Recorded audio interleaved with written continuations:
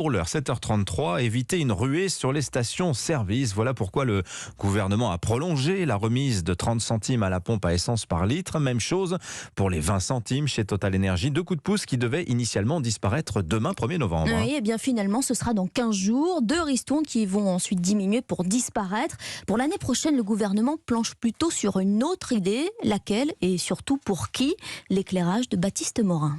Il faut s'attendre à une aide ciblée. Terminer l'aide pour tous en 2023, ce sera le retour de la fameuse aide réservée aux gros rouleurs. Il en avait déjà été question l'été dernier, mais les députés LR avaient orienté le choix du gouvernement vers une remise généralisée, remise qui a surtout aidé les plus aisés, comme le souligne Virginie Monvoisin, professeure à l'école de management de Grenoble. Le problème de ces ristournes, c'est est-ce qu'elles sont bien utilisées par ceux qui en ont besoin? Est-ce qu'elles sont suffisantes pour ces personnes-là?